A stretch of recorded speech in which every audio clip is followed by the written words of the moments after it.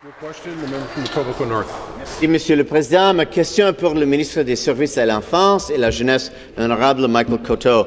As MPPs and dads, Speaker, I think we both know the importance of caring for our children, going beyond mere food, clothing and shelter. In fact, providing supportive, nurturing, safe and secure households so children may reach their potential. Minister, last December the government introduced Bill 89, the Child, Youth and Family Services Act. As chair of the Justice Policy Committee, I've had the honour of listening to public deputations from Ontarians on Bill 89 and a number of its initiatives and programming. In particular, they focus in on the age of protection changes should the bill pass.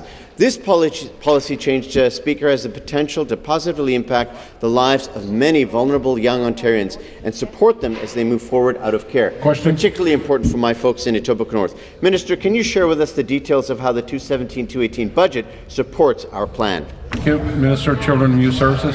Well, thank you, Mr. Speaker, and I want to thank the member from Etobicoke North for this question.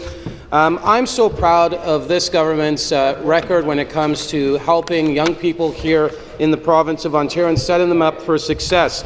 Mr. Speaker, this is a budget that focuses on our children and youth.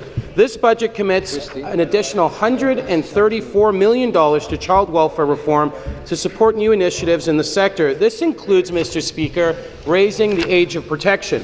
If Bill 89 is passed, we hope to implement the provisions related to raising the age of protection by September of this year.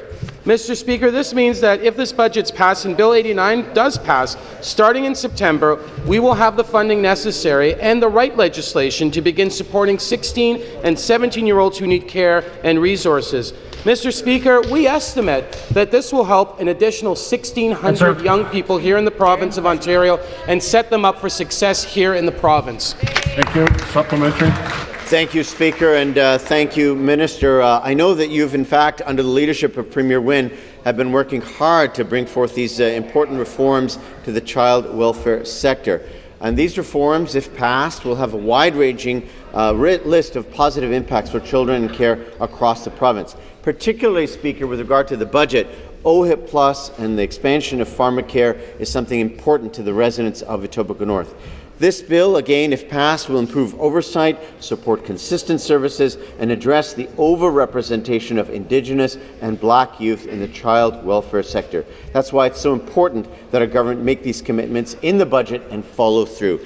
Speaker, can the minister please tell us about some of the other initiatives that will reform the child welfare sector based on our new budget? Thank you. Minister. Thank you, Mr. Speaker. And again, raising the age of protection is something I believe and this government believes is good for young people here in the province of Ontario. And this budget has a commitment to invest in that area. But we're going to go further than that, Mr. Speaker. We're committing to incorporating new initiatives, such as the creation of the Supporting Families Fund, as well as the implementation of the One Vision, One Voice plan in children's aid societies across the province. One Vision, One Voice is part of our government's commitment to addressing anti-Black racism in the child welfare system. This important initiative will assist children's aid societies in delivering more culturally appropriate child protection services. By investing in children and youth in this budget, we're investing into the future of Ontario. I hope all members of this House will show their support for children and youth across this province by supporting a budget that's at its heart takes care of young people here in Ontario. Thank you.